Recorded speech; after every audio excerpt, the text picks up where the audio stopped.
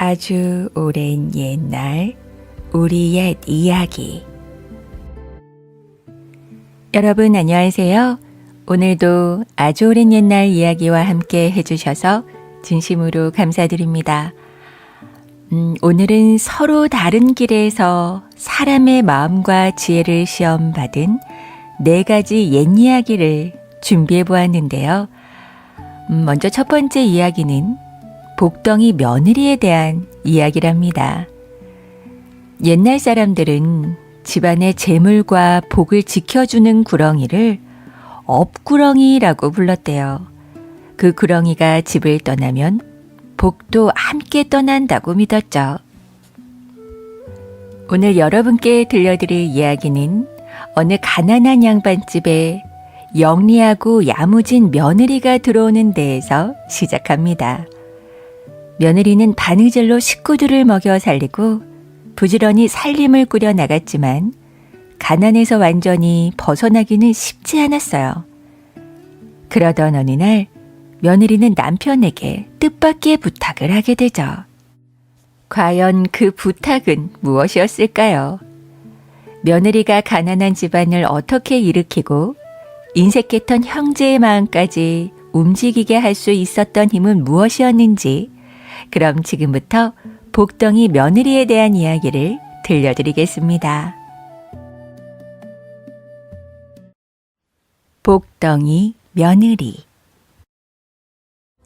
옛날 한 마을에 양반 형제가 살고 있었습니다.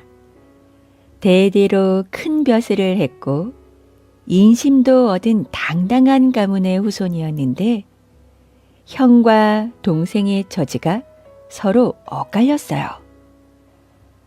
형은 부자로 잘 사는 데 비해 동생은 웬일인지 자꾸 가세가 기울어 생활에 어려움을 겪었죠. 형의 집에서 가끔씩 도와주기는 했지만 벼슬이 끊긴 데다 가진 땅이 없다 보니 부부와 아들, 딸의 하인 둘까지 6이나 되는 식솔의 생계를 감당해내기가 어려웠습니다. 그 동생한테는 글 공부를 하는 아들이 하나 있어 꽤나 똑똑했습니다. 그런데 글 공부를 한다고 당장 먹을 것이 나오는 게 아니니 걱정이 이만저만이 아니었어요. 아무쪼록 집안 살림을 잘 간수할 만한 야무진 며느리를 얻어야 할 텐데. 항상 이렇게 고민을 하던 양반 내외는 어느 날 기발한 계책을 생각해냈습니다. 걱정만 할 게 아니라 아예 시험을 쳐서 며느리를 얻으면 어떨까 싶소. 시험이라니요. 살림을 얼마나 알뜰하게 하는지 시험을 보는 거지요. 이를테면 곡식을 조금만 내주고서 살아보라고 하는 거요. 그거 그럴싸한 생각이군요. 양반은 바로 방을 하나 써서 내걸었어요. 쌀 10대를 가지고 온 식구의 한 달 살림을 꾸려나갈 수 있는 처녀가 있으면 집안 신분을 묻지 않고 며느리로 삼겠다고 말이죠. 방이 붙자 인근 고을의 처녀들과 딸 가진 부모들이 너도 나도 할 것 없이 관심을 나타내기 시작했습니다. 비록 사는 것은 넉넉지 못한다 해도 뼈대 있는 양반 집이고 흔치 않은 신랑감이었으니까요. 특히 상민 집안의 처녀들로서는 해볼 만한 일이었어요. 오래지 않아 한 처녀가 도전을 했습니다. 하지만 쌀 10대를 가지고 자기까지 모두 7 식구가 굶지 않고 한 달을 먹고 산다는 것은 꽤나 어려운 일이었어요. 최대한 아낀다고 아껴보았지만 한 달은커녕 닷새 만에 쌀을 바닥내고 대자를 맞았죠. 이어서 또 다른 처녀가 도전을 했습니다. 이 처녀는 쌀을 한껏 불려서 풀죽을 쑤어 상에 올려 보았지만 식구들 불평만 늘었을 뿐 일주일을 넘기지 못했어요. 그 다음도 또 그 다음도 마찬가지였습니다. 한 처녀가 원성을 무릅쓰고 나물을 섞어 끓여서 나물죽으로 보름 가까이 버텼지만 그것도 보름이 고작이었어요. 그 쌀로 7 식구의 하루 세끼 밥을 차린다는 것은 애초에 될 일이 아니었으니까요. 그러던 어느 날 어떤 한 처녀가 제 발로 그 집을 찾아왔습니다. 늙은 부모를 모시고 살던 상민 집안의 외동딸이었어요. 제가 한번 해보겠습니다. 그래, 한번 해보아라. 쌀을 내주면서 이렇게 말은 했지만 양반 내외는 이제 더는 기대를 품지 않았습니다. 애초부터 잘못 내건 과제가 분명했으니까요. 그런데 이 처녀는 좀 이상했어요.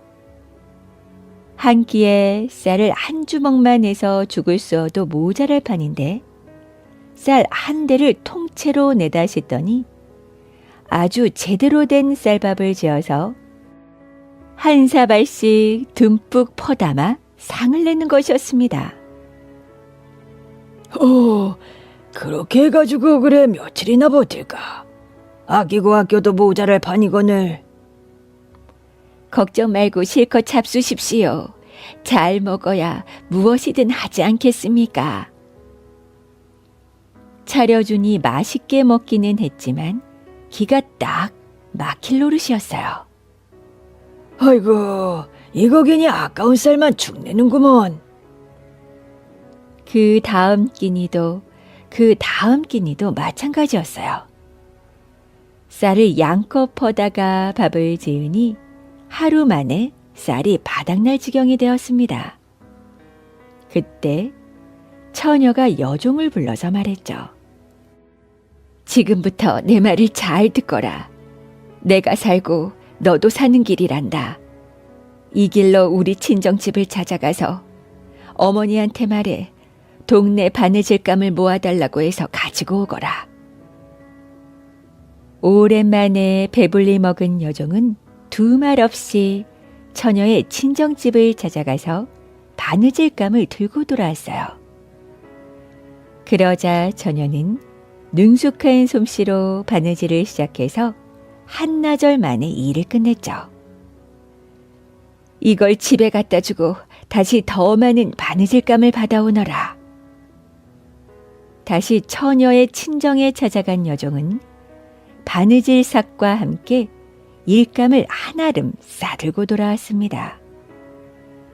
그러자 처녀는 그 바느질 삭스로 쌀을 사고 고기도 사고 갖은 반찬을 장만해서 근래 보지 못한 푸짐한 밥상을 차려 올렸어요. 아니, 이게 웬 상이란 말이냐? 제가 장만한 것이니 마음껏 드십시오. 양반집 식구들은 어리둥절한 표정을 지으면서도 만나게 음식을 먹었어요. 다음 날도 그 다음 날도 처녀는 한 끼니 거르지 않고 계속 알찬 밥상을 올렸습니다. 물론 부지런히 바느질품을 팔아서 장만한 음식이었어요. 그 내막을 알게 된 양반은 자기도 모르게 무릎을 쳤죠. 그래 됐어. 우리가 이제서야 제대로 된 며느리감을 찾았구나.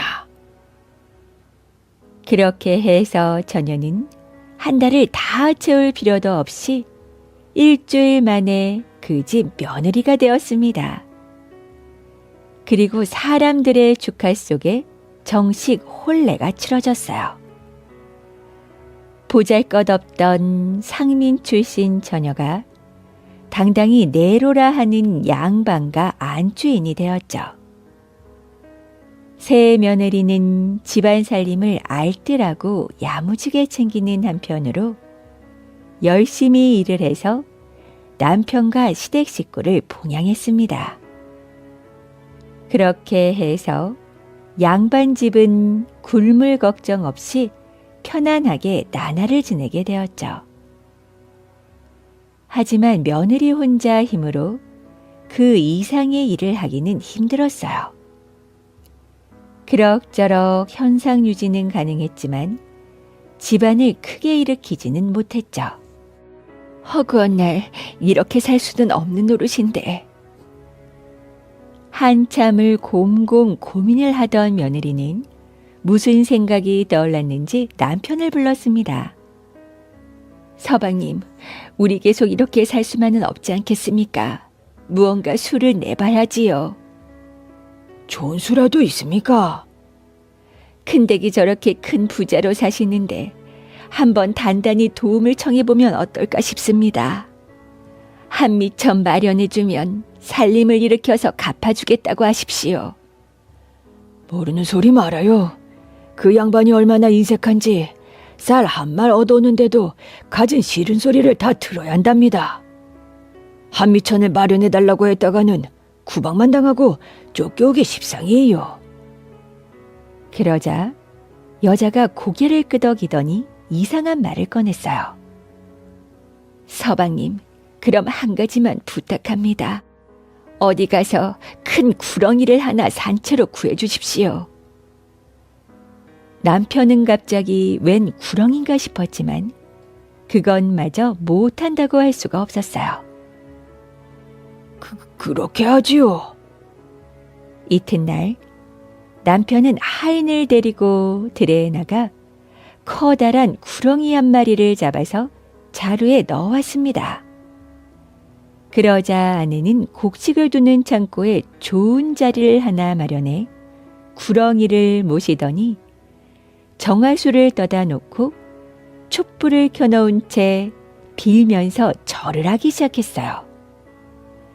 누가 보아도 업구렁이를 가신으로 모시는 행색이었죠. 마침 그 다음 날이 시아버지의 생신날이었습니다. 며느리는 그간 모은 돈으로 좋은 음식을 듬뿍 준비하고는 큰댁 어른들을 모셔오게 했어요. 큰댁 어른 대회가 웬일인가 싶어서 동생 집을 찾아와 보니 뜻밖의 광경이 기다리고 있었죠. 맛난 음식이 넘쳐나는 푸짐한 생일잔치였습니다. 이게 다 웬일이야? 이 음식을 다 어떻게 장만했어? 그거야 새아기 덕입니다. 며느리가 새로 들어오고부터 먹을 걱정을 안 하게 됐어요. 그거 참. 그때 큰댁 어른 눈 속에 이상한 모습이 들어왔죠. 작은댁 새 며느리가 헛간에서 촛불을 켜놓고 어딘가에 절을 하고 있더란 말이죠. 얘야, 이리 좀 잠깐 와보거라. 며느리가 오자 큰댁 어른이 물었어요. 지금 어디다 대고 절을 하는 게냐? 그러자 며느리가 잠깐 망설이다가 말했죠. 예, 사실대로 말씀드리지요. 저기 업을 모셔놓았습니다. 제가 이 집에 오던 날 꿈을 꿨는데 큰댁에 있던 업구렁이가 우리 집으로 오는 게 아니겠습니까? 그러더니 정말로 저 업구렁이가 우리 집에 들어왔습니다. 그래서 정성껏 모시고 있는 중이지요. 아니, 뭐라고? 큰댁 어른은 머리를 한 대 맞은 듯 띵해지고 말았어요. 자기 집의 복이 동생 집으로 넘어온 것이었으니까요. 아닌 게 아니라 동생 집 사는 모습을 보니 한참 복이 피어나고 있는 게 분명했습니다. 여봐라, 그 말이 사실이라면 저 업은 우리한테 속한 것이니 우리한테 돌려다오. 그거야 어려운 일은 아니지만 스스로 나온 업을 그냥 가져가실 수는 없습니다. 그랬다가는 큰 화를 당하게 되지요. 오냐, 어찌 소중한 신령을 공짜로 찾아가겠느냐? 내가 논 열마지기를 떼주마. 그렇게 해서 동생은 짜기로 소문난 형한테서 뜻하지 않게 논 10마지를 받게 되었어요. 논을 얻고 나자 며느리는 집안 가족들을 시켜 큰댁 칭찬을 하고 다니게 했죠. 형이 어찌나 인심이 후한지 논 10마지기를 그냥 뚝 떼서 동생한테 주었다더군요. 동네에 그렇게 소문이 쫙 퍼지자 큰댁 어른은 아주 기분이 좋았어요. 그래서 어깨를 으쓱하며 다녔죠. 은혜를 알긴 하는군. 그래, 기특하다. 그렇게 하다 보니 형님 댁과 동생 댁이 점점 사이가 좋아지게 되었습니다. 한편 며느리는 큰댁에서 받은 10마지기의 논을 잘 가꾸어 정성껏 농사를 지었어요.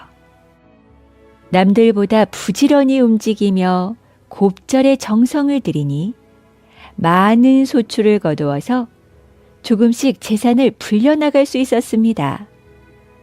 몇 년이 지나자 10마지기 외에 따로 30마지기나 되는 논을 장만하게 되었어요. 그렇게 해서 가난하던 집이 어느새 부자라는 소리를 들을 정도가 되었죠. 그러던 어느 날 며느리는 큰댁 식구들을 정해서 성대하게 대접을 했습니다. 그리고 큰댁 어른께 말했어요. 제가 큰 죄를 졌습니다. 몇 년 전 업그렁이 이야기는 제가 그냥 꾸며낸 것이었지요. 어떻게든 집안을 일으켜 보려고 어른을 속였으니 어떤 지책이라도 달게 받겠습니다. 다행히 우리도 살만하게 되었으니 전에 빌렸던 논 10마지기를 돌려드리려 합니다. 그러자 큰댁 어른이 잠깐 놀라는 듯 하더니 이내 웃음을 지으며 말했어요. 아니다. 너희가 그 땅의 임자야. 우리도 그 사이에 재산이 많이 늘었으니 하나 아까울 것이 없다. 그냥 두어라. 은혜가 바다와 같습니다. 그러자 큰댁 어른이 껄껄 웃으며 말했죠. 우리 가문에 복덩이가 들어왔어. 그랬습니다, 형님. 그 후 두 집은 더욱 의좋게 지내며 큰 부자로 오래오래 살게 되었어요. 그 사이에 글공부를 하던 아들은 과거의 급제에서 높은 관직에 나아가니 가문의 명예가 다시금 우뚝 솟았답니다. 이번에 들려드릴 이야기는 가난한 고물장수가 우연히 준 낡은 노쇠 단지 하나로 이상한 일들이 벌어지게 되는 이야기인데요. 빛나는 노쇠 안에는 대체 어떤 비밀이 숨겨져 있었을까요? 그 이야기를 들어보시죠. 노쇠 안에 감춰진 죄. 조선 중기 충청도 서북부의 외진마을 정송리에는 장터도 없고 관아도 멀어 백성들은 손수 길쌈과 고물 수집으로 생계를 이었습니다. 그 중에서도 소문난 성실꾼으로 불리던 이는 소달이라 불리는 호랍이었어요. 그는 어린 아들 길석과 함께 살고 있었죠. 소달은 하루 종일 마을 뒷산과 고갯길을 돌며 망가진 노새솥이나 깨진 단지를 주워 손질해 파는 일을 하고 먹고 살았습니다. 길수가 오늘은 운 좋게 노쇠솥 하나를 건졌단다. 정말이세요, 아버지? 그럼 내일 장에 가시나요? 길석은 아직 12살 남짓이었지만 아버지를 도와 일찍부터 손에 물을 묻히며 자랐어요. 그러던 어느 날 소달은 깊은 고갯길 안쪽에서 흙에 반쯤 묻힌 낡은 노쇠 단지 하나를 발견하게 되었어요. 겉은 흙투성이었지만 무게가 묘하게 묵직했고 닦으면 반짝일 듯한 감촉이 예사롭지 않았습니다. 이거 보통 물건이 아닌데 노쇠인데도 어째 이렇게 빛이 도는 걸까? 소달은 조심스럽게 단지를 자루에 넣고 집으로 돌아왔죠. 그날 밤 소달은 조심스레 단지를 닦기 시작했어요. 물에 헹구고 재를 섞은 천으로 문지르자 단지 표면은 점점 반짝이며 고운 금빛을 띠기 시작했습니다. 그런데 그 단지 바닥에 작은 음각 글자가 하나 보였어요. 소달은 고개를 갸웃했죠. 응? 백년고? 백년은 옛날에 왕실 물건을 보관하던 창고 이름이었습니다. 소달은 잠시 생각하다가 말했죠. 설마 진짜 그런 건 아니겠지? 그냥 이름만 그런 노쇠 단지겠지. 그는 단지를 장에 내다 팔기 위해 광 속 깊숙한 곳에 넣어두었습니다. 그런데 그날 밤 이상한 일이 일어나기 시작했어요. 마당문이 바람도 없는 밤에 저절로 열렸습니다. 길석은 자다 깨어 부엌 쪽을 향해 소리쳤죠. 아버지, 마당문이 혼자 열려요. 그래. 바람도 없는데 이상하구나. 그런데 그 다음 날은 마을 닭장이 엉망이 되고 부엌 장독이 깨지는 등 사소한 일들이 연달아 벌어졌습니다. 길서가 혹시 어제 노쇠 단지를 만졌느냐? 아니에요. 무서워서 그냥 보기만 했어요. 이상한 기운을 느낀 소달은 다시 단지를 꺼내 바닥을 유심히 살폈습니다. 그러다 손톱으로 문지르자 음각 글자 옆에 작게 덧새겨진 글자가 드러났어요. 금고도적 유열망녀. 소달은 글을 보고 눈이 휘둥그레졌습니다. 이게 도둑의 물건이었단 말인가? 도대체 이 안에 뭐가 있었던 걸까? 그는 두려운 마음에 단지를 마당 한쪽에 던져버렸습니다. 하지만 다음 날 단지는 다시 안방 광 속 제자리에 놓여 있었어요. 아버지, 단지가 다시 들어와 있어요. 길서가 이건 그냥 물건이 아닌 것 같구나. 소달은 마을 늙은 훈장에게 조심스레 이 단지에 대해 물었습니다. 백년고라 했느냐? 그건 예전에 반역 죄인들이 금과 은을 숨긴 장소였다는 전설이 있지. 혹시 단지 안에 무엇이 들었더냐? 아무것도 없었습니다. 그냥 단지뿐이에요. 그러자 훈장은 잠시 침묵하다 말했습니다. 단지 안이 비어있더라도 그것은 죄인의 그릇일 것이야. 절대로 장애팔 생각은 말거라. 그런데 다음 날 소달의 집에 관군이 들이닥쳤습니다. 이놈이 바로 도망친 재물 도둑이란 말이지. 예? 무슨 말씀이십니까? 저는 그런 적이 없습니다. 관군은 단지가 증거물이라며 다짜고짜 소달을 곧장 관하로 끌고 갔어요. 길석은 혼자 남겨져 눈물만 흘렸습니다. 그러곤 며칠 뒤에 고을 사또가 마을로 순찰을 나왔다가 그 아이를 발견하게 되었죠. 얘야, 너는 누군데 혼자서 이렇게 울고 있느냐? 저는 소달의 아들 길석이라옵니다. 그리고 길석은 사또에게 그동안에 있었던 이야기를 해주었어요. 그리고 길석은 사또를 따라 가나로 들어갔죠.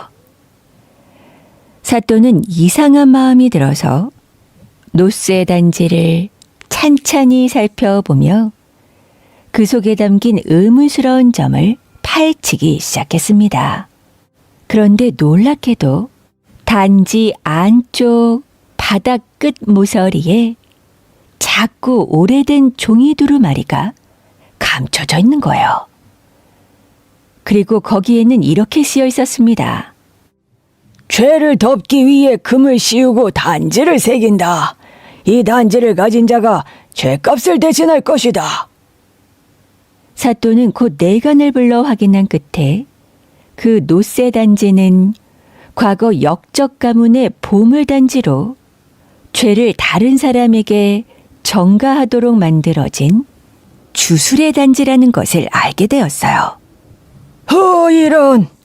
자신의 죄를 덮기 위해 무고한 백성을 함정에 빠뜨리기 위한 것이라니. 사또는 즉시 소달을 석방하고 관군들에게 해당 단지를 다시 봉인하게 하였습니다. 그리고 역적을 꾀하려 했던 모든 이들을 잡아들이라 명했죠. 그렇게 해서 소달은 무사히 풀려나 아들과 재회할 수 있었어요. 그리하여 청송리의 노쇠 단지는 마을 아이들이 조심히 전하는 전설이 되었다네요. 세 번째 이야기는 가난하지만 서로를 아끼며 살아가던 삼형제가 신비로운 산신령을 만나면서 벌어지는 이야기랍니다. 눈앞의 이익과 달콤한 유혹 앞에서 형제들은 과연 어떤 선택을 하고 또 어떻게 살아가게 될지 그 이야기를 들어보시죠. 산신령을 만난 삼형제. 경상도 깊은 산속에 유정촌이라 불리는 작은 마을이 있었습니다. 이 마을 한복판 낡은 기와집에 삼형제가 어머니와 함께 살고 있었어요. 장남의 이름은 무진이었고 차남은 무결, 막내는 무원이었어요. 세 형제는 성격도 기질도 사뭇 달랐지만 서로를 아끼는 마음만큼은 같았습니다. 어려서부터 삼형제는 가난에 찌들린 삶을 살았어요. 아버지는 병을 얻어 일찍 돌아가셨고 어머니는 세 형제를 먹여 살리기 위해 들판에서 풀을 베고 산에서 땔감을 하며 지냈죠. 장남 무진은 묵묵히 일하며 가족들을 이끌었고 차남 무결은 영리하여 마을 서당에 들락거리며 글을 읽혔습니다. 막내 무호는 순하고 감수성이 풍부했지만 몸이 약하여 일을 거들지도 못하고 늘 마당의 고목나무 아래에서 하늘을 올려다보곤 했어요. 그러던 어느 날 밤 마을 어귀에 기이한 별빛이 번쩍이는 것을 본 무원이 이상한 예감을 느꼈습니다. 형님, 저기 산 끝자리에 무언가 반짝거립니다. 그러자 그냥 무진이 말했죠. 헛된 소리 말고 어서 불 끄고 자거라. 하지만 무결은 생각이 달랐어요. 무언 말이 맞을지도 몰라. 그쪽은 예전부터 귀신이 나타난다는 말도 돌았잖아. 내일 한번 가보자. 그렇게 해서 다음 날 아침 세 형제는 간단한 먹거리를 챙겨 산을 넘어 반짝이던 곳으로 향했어요. 길은 험하고 안개가 자욱했지만 무호는 왠지 두렵지 않았습니다. 그들을 기다리는 존재가 있는 듯한 기분이 들었기 때문이었어요. 그렇게 그들이 도착한 곳은 깊은 계곡 안쪽 큰 바위들로 둘러싸인 마른 연못가였습니다. 그런데 그 가운데에서 하얀 옷자락이 흔들리는 거예요. 처음엔 사람인지 짐승인지 분간이 가지 않았습니다. 그래서 가까이 다가가자 빛나는 얼굴의 사내가 서 있었죠. 그리고 그는 천천히 입을 열었습니다. 너희는 마음이 가난하나 영혼은 맑구나. 그러자 큰형 무진이 물었어요. 당신은 누구십니까? 나는 이 산과 고을을 지키는 신령이다. 너희가 진정한 길을 찾도록 시험하려고 왔다. 그러더니 산신령은 형제들에게 3가지 과제를 내렸습니다. 첫째, 너희는 서로 다른 길을 떠나 각자의 진실을 찾아야 한다. 둘째, 마음을 속이지 말고 끝까지 정직하거라. 셋째, 서로를 잊지 말고 돌아오라. 삼형제는 그 말을 듣고 어리둥절했지만 무온이 조심스럽게 물었어요. 그럼 저희는 무엇을 얻게 되는 것인가요? 그러자 산신령은 조용히 웃으며 말했죠. 모든 답은 너희 안에 있다. 그리하여 3 형제는 각기 다른 길로 떠나게 되었어요. 무진은 산 너머 외딴 고을로 향했고 무결은 서책이 많은 성곽 도시로 무호는 강 건너 깊은 숲으로 들어갔습니다. 셋은 서로 작별을 구하며 마음속으로 다시 만날 날을 기약했죠. 무진은 한 농가에 머물며 품을 팔았어요. 그는 힘이 세고 말이 없어 농장 주인에게 신뢰를 얻었습니다. 그리고 얼마 지나지 않아 마을을 지키는 장정 무리에까지 들게 되었죠. 하지만 그의 진짜 시험은 마을에 큰 불이 나던 날 찾아왔어요. 불을 끄느라 이리저리 뛰어나디던 무진 앞에 마을 금고를 지키는 기회가 생겼습니다. 주변은 혼란스러웠고 아무도 그를 보지 않았죠. 무진은 잠깐 초라한 집에 외롭게 사시는 어머니의 얼굴이 떠올랐습니다. 그리고 마음이 흔들렸죠. 하지만 그 순간 무진은 마음속 소리가 들렸어요. 정직을 택하라.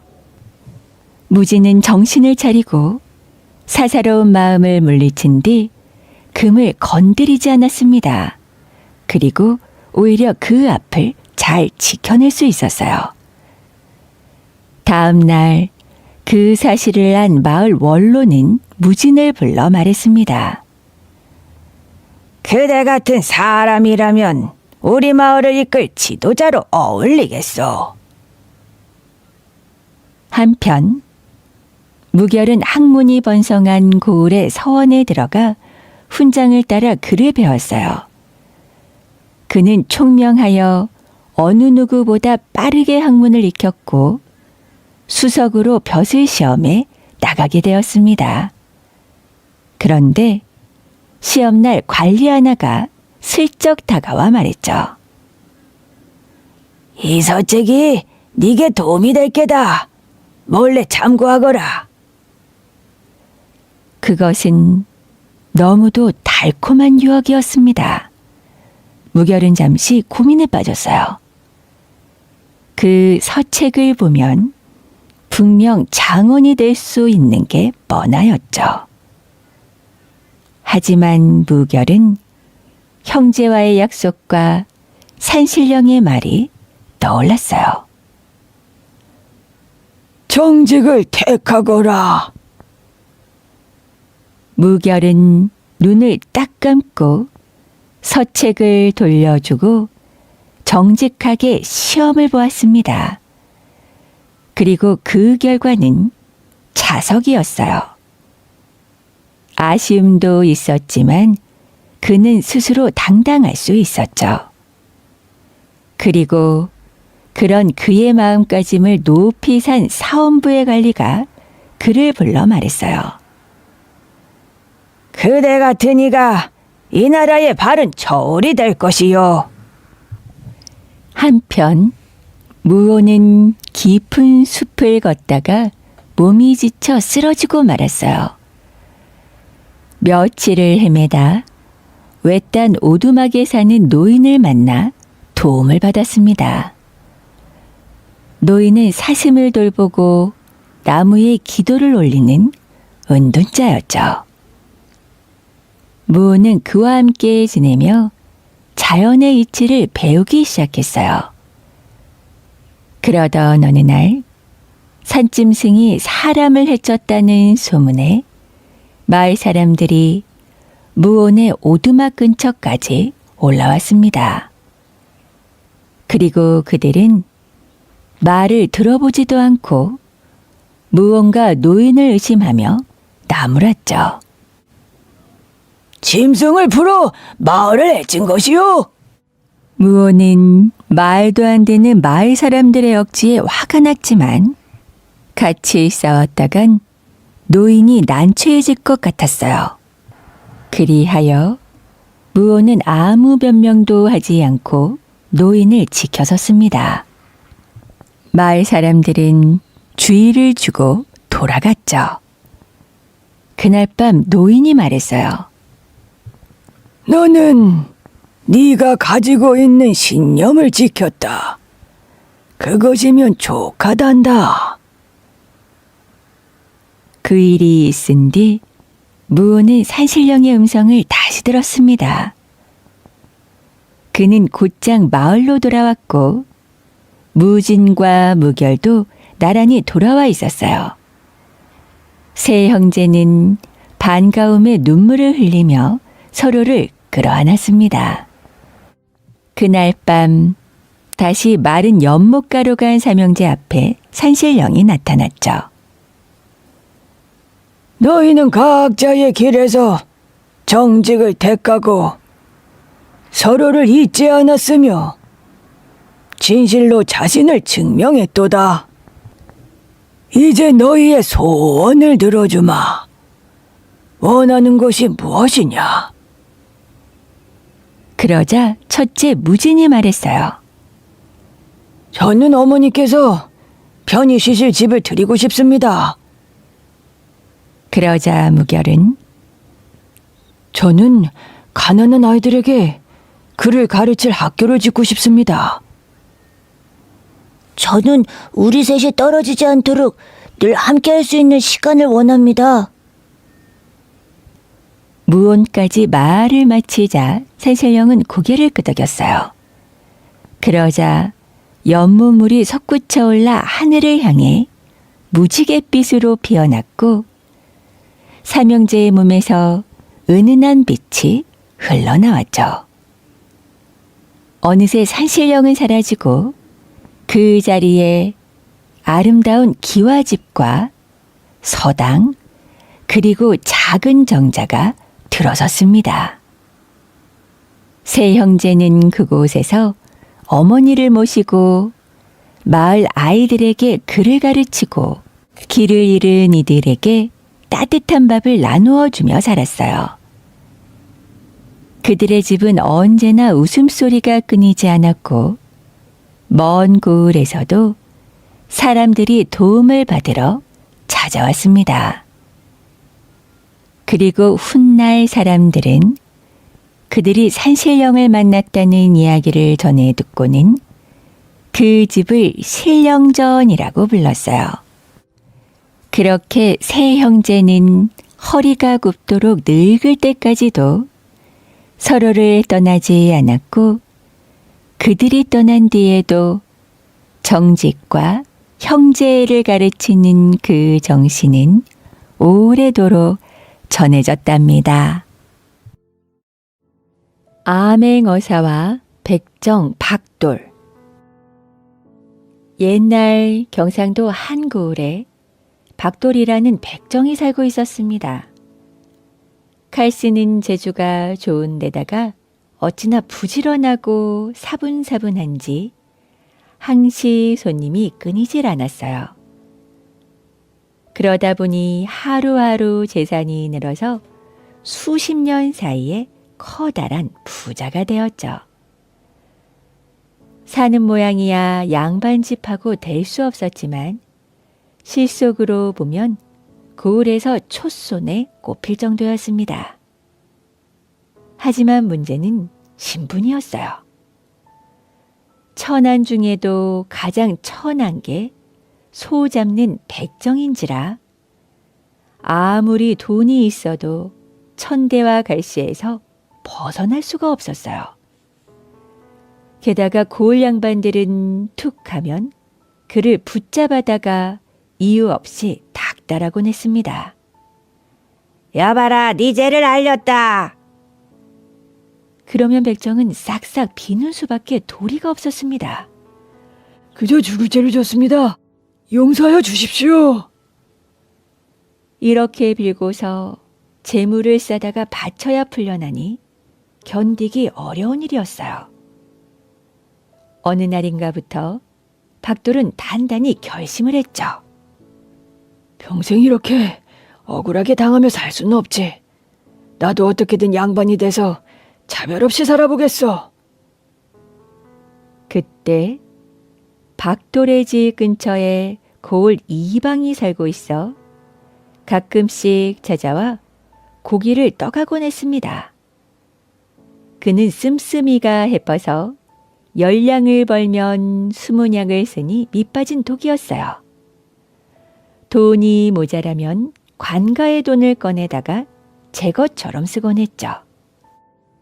박돌은 이방이 찾아올라치면 버선발로 뛰어가서 반갑게 절하고 후히 대접을 했습니다. 그리고 명절이나 좋은 날이면 쌀이나 비단 같은 귀한 물건을 선물로 보냈어요. 그렇게 후하게 대하자 언제부턴가 이방도 박돌을 만나면 박점지 오랜만이군. 하면서 살갑게 대하기 시작했죠. 그때 마침 나라에서 감찰을 나와 고을 관가의 출납을 살피게 되었어요.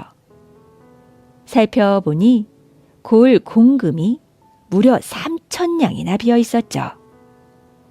그 원인을 캐고 본즉 모두가 이방이 무단으로 가져다 쓴 것들이었습니다. 감찰을 나온 관찰사가 불같이 화를 냈어요. 나랏돈 귀한 줄 모르고 멋대로 갖다 쓰다니. 사흘 안에 3,000냥을 들이지 않으면 물꼬를 내리라.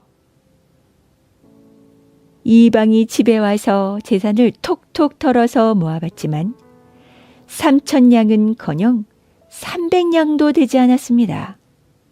꼼짝없이 죽을 목숨이었어요. 이방이 머리를 싸매고 누워 하루를 보내고 또 하루를 보냈죠. 그런데 그날 밤에 누가 찾아왔어요. 이방나리에 계십니까? 잠깐 뵙고자 합니다. 고을 백정 박돌이었습니다. 어떻게 알았는지 소식을 듣고서 찾아온 것이었어요. 날이 있다가도 없고 없다가도 있는 게 돈인데 그것 때문에 사람 목숨이 오간다는 게 될 법한 일입니까? 사람 목숨은 하늘에 달린 것이니 기력을 차리십시오. 그러면서 그는 웬 보따리를 내밀었어요. 제 정성이니 아무 말씀 맞고 받으십시오. 그렇게 박돌이 물러간 뒤 보따리를 불어보니 서리서리 엽전꾸러미였습니다. 헤아려 보니 한 푼도 빠지지 않는 3,000냥이었어요. 아이고, 이제 살았구나. 다음 날 이방은 그 돈을 그대로 간가에 바쳐 죄를 면하고 떨려날 뻔했던 이방 자리를 지킬 수 있었습니다. 그게 에오라지 박돌의 은공이었으니 이방으로서는 그냥 두고만 있을 수 없었어요. 어떻게 보답할까 궁리하던 중 마침 고을 향청에 좌수짜리 하나가 비자 무릎을 탁 쳤습니다. 얼커니 박돌에게 좌수짜리를 하나 줘야겠어. 사람 됨이 그만하면 좌수를 10번 하고도 남지. 이방은 좌수 사령장을 한 장 그럴듯하게 만들어서 박돌을 좌수로 임명했습니다. 좌수가 어떤 자리인가 하면 고을의 유지로서 양반만이 맡을 수 있는 직책이었어요. 그러니 졸지에 백정이 양반이 된 셈이었죠. 하지만 양반 되는 일이란 그렇게 쉬운 일이 아니었습니다. 백정 박돌이 좌수가 되었다는 소문이 나자 온 고을 양반들이 들고 일어나 법석을 떨기 시작했어요. 박돌은 물론이고 이방한테도 큰 벌을 내려야 한다고들 펄쩍 뛰었습니다. 그렇게 해서 그만 이방까지 난처한 지경이 되고 말았어요.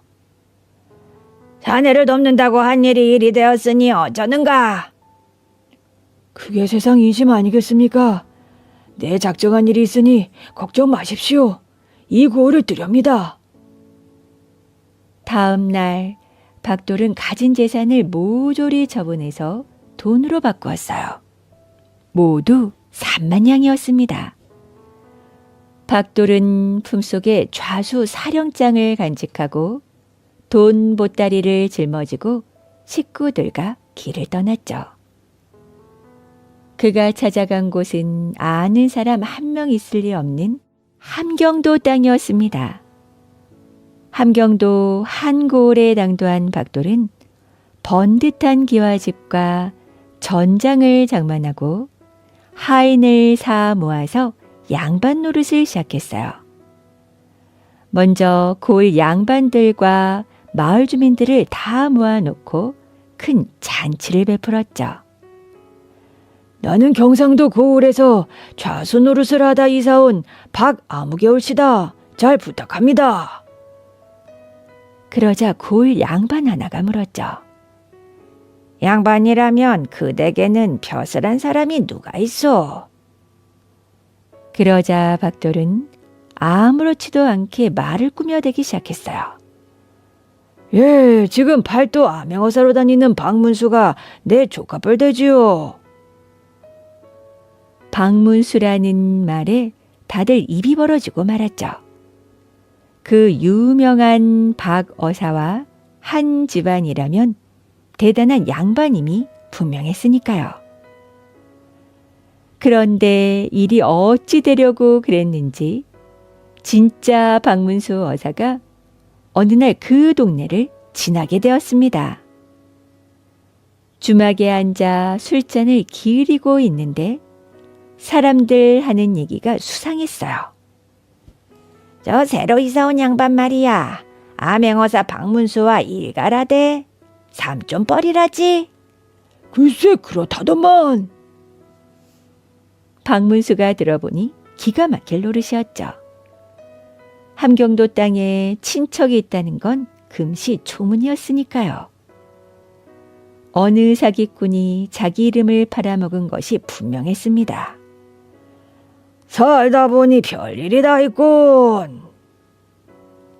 그날 저녁 박문수는 사람들에게 길을 물어 박돌의 집을 찾아갔습니다. 한바탕 경을 칠 판이었어요.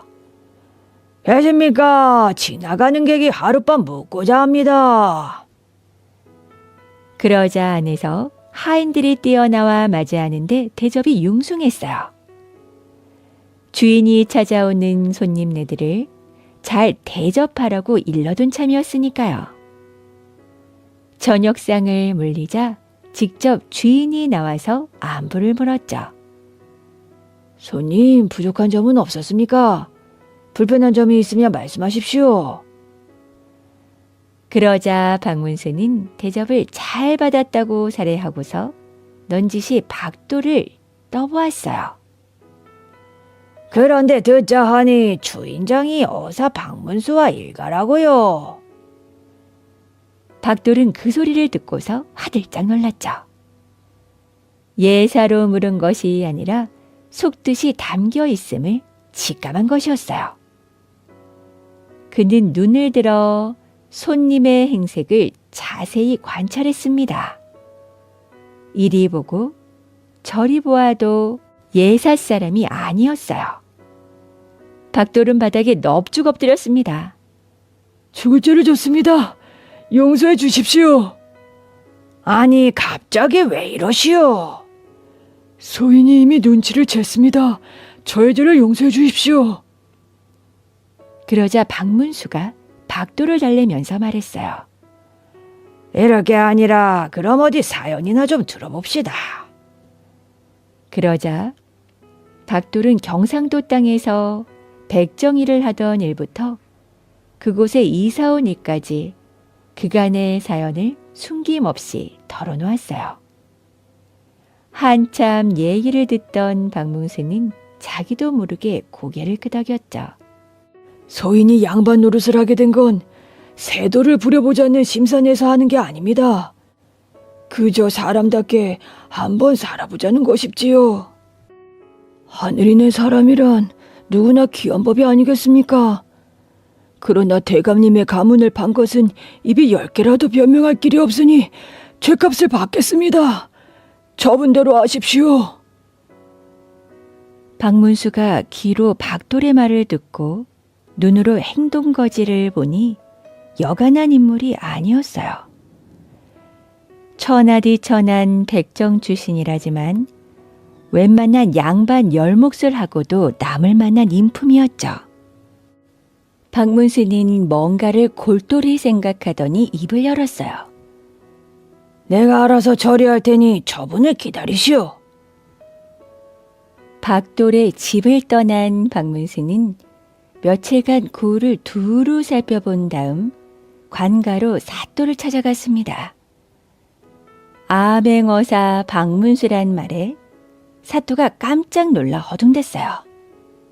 아이고 나리요, 이 냉채십니까? 제가 있거든 벌을 내려주십시오. 고을이 태평하니 무슨 죄가 있겠습니까? 인사차 들렀습니다. 그러면서 이런저런 한담을 나누던 박문수가 뜻하지 않은 말을 꺼냈죠. 이 고을에 저의 삼촌뻘 되는 어른이 사십니다. 내일은 그 집을 들러보고 떠날 참입니다. 아유 예, 그러셨군요. 다음 날 박문수가 백정 박돌의 집으로 행차를 하자 이방이야 여러 관속이 뒤를 따르고 동네 사람들이 웅성웅성 모여들었어요. 박문수는 박돌의 집에 도착하자 대문을 활짝 열면서 안으로 들어갔죠. 어르신, 문수가게를 가다가 인사차 들렸습니다. 그러자 방문이 덜커덕 열리더니 박돌이 한 손에 담뱃대를 든 채로 고개를 빼꼼히 내밀었어요. 조카님 오셨구먼. 그러지 않아도 들를 줄 알고 기다리고 있었네. 어서 올라오시게. 눈끝 하나 까딱 안 하면서 여유롭게 맞이하는 것이었어요. 그러자 박문수가 마음속으로 무릎을 치면서 감탄했죠. 역시 인물은 인물이로군. 내가 사람을 제대로 봤어. 박문수가 그렇게 박돌의 집에 한나절을 머물다 가니 동네 인심이 박돌한테로 모여들었습니다. 이제 그가 대단한 양반이라는 걸 의심하는 사람은 한 명도 없었어요. 고을에 내로라 하는 양반집이 저마다 그와 잘해보려고 선물을 보내서 선물이 집안에 그득할 지경이었습니다. 박문수는 그냥 떠나갔지만 박돌은 은공을 지나칠 사람이 아니었죠. 그는 가난하게 살고 있는 한양 박문수 본가에 돈을 실어 보내 번듯한 새 집을 지어주고 세간을 장만해 주었습니다. 박문수가 팔도 감찰을 마치고 집으로 돌아오니 낡은 오두막은 간데없고 번듯한 기와집이 기다리고 있었어요.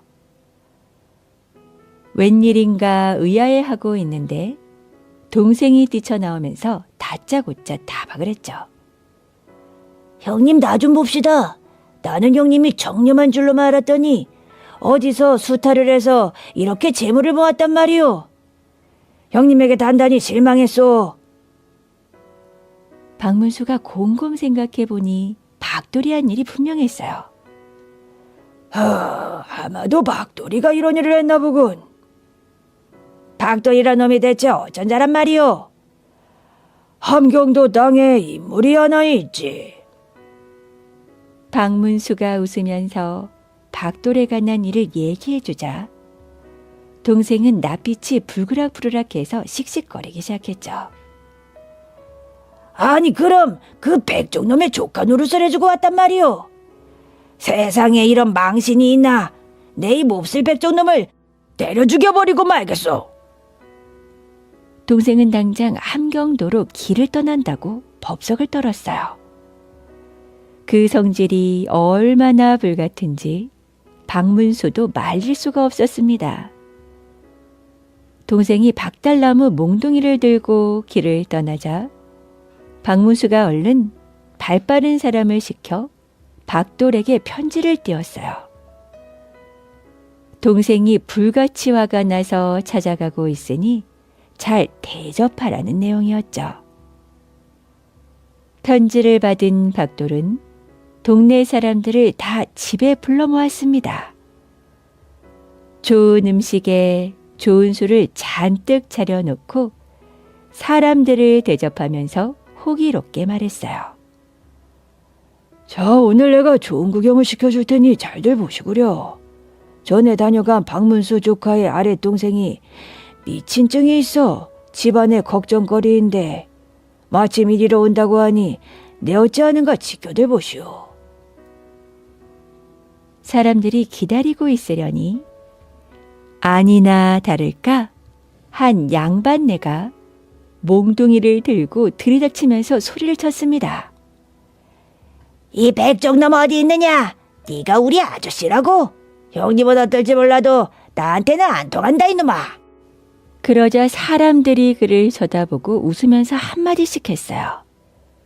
정말 미쳐도 단단히 미쳤군. 글쎄 말이야, 아저씨더러 백정이라니 속아 다 웃을 일이야.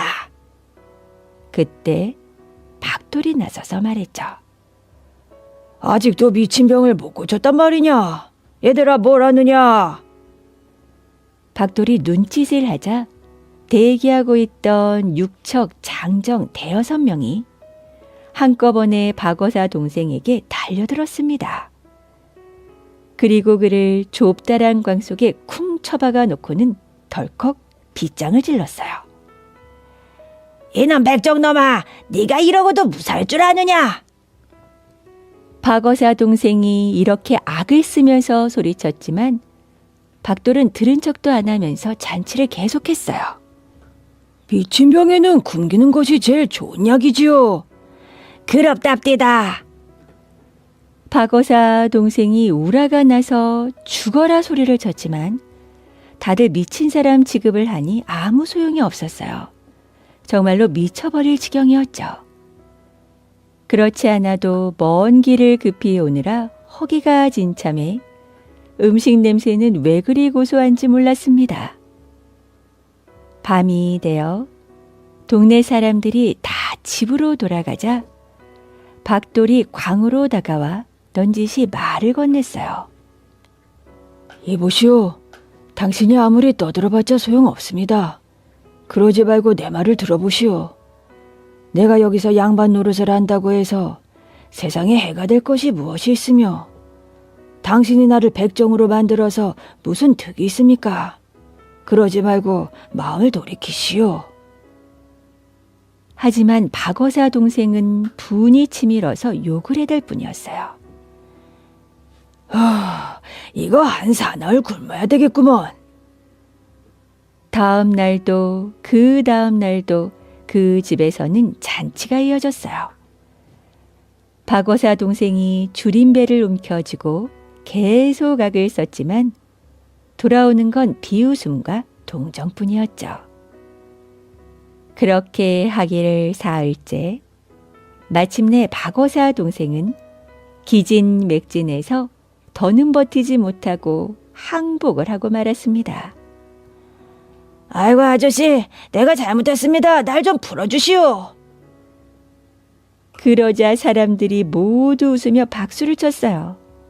아이고 이제서야 저 사람이 제정신이 돌아왔군. 박돌은 박어사 동생을 불어주면서 말했어요. 그래, 그간 고생이 많았구나. 어쩌다 그런 몹쓸 병이 들어가지고. 그러면서 맛난 음식을 차려주니 사흘을 굶은 박문수 동생이 개걸스럽게 먹어대기 시작했죠. 음식을 다 먹더니 인사를 하는 둥 마는 둥 급히 한양으로 내빼버리고 말았습니다. 박돌은 하인들을 시켜서 그 집에도 재물을 넉넉히 실어보냈어요. 동생이 서울에 도착하자 박어사가 물었죠. 그래, 동생, 가보니 어떻던가? 그러자 동생이 그만 설레설레 머리를 내둘렀어요. 아이고 형님 말도 마시오. 대단합디다. 양반 노릇 평생 해먹고도 남겠소. 그러고 말이죠.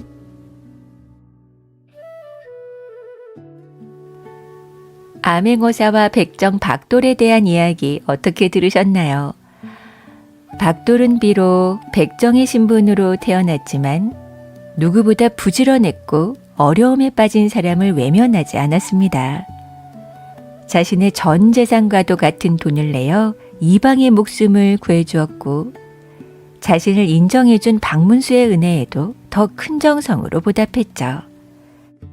반면 사람들은 박돌이 어떤 마음으로 살아왔는지는 보지 않고 오직 백정이라는 신분만으로 그를 업신여겼죠. 하지만 박문수는 박돌의 거짓말만 보고 곧바로 벌하지 않았어요. 먼저 그 사연을 듣고 평소의 행동과 사람됨을 살펴보았습니다. 그리고 신분보다 마음가짐이 더 중요하다는 것을 알아보았죠. 물론 박돌이 거짓으로 양반 행세를 한 일이 옳다고만 할 수는 없을 겁니다. 하지만 이 이야기는 우리에게 질문을 던지고 있는 것 같아요. 과연 사람을 귀하게 만드는 것은 태어난 신분일지 아니면 어려운 사람을 돕는 따뜻한 마음과 받은 은혜를 잊지 않는 의리일지 아마 진정한 양반이란 좋은 집안에서 태어난 사람이 아니라 다른 사람을 귀하게 대할 줄 아는 사람인지도 모르겠습니다. 오늘도 아주 오랜 옛날 이야기와 끝까지 함께 해주셔서 감사드리고요. 그럼 저는 다음에 더 따뜻한 이야기로 찾아뵐게요. 오늘도 편안하고 행복한 밤 되세요.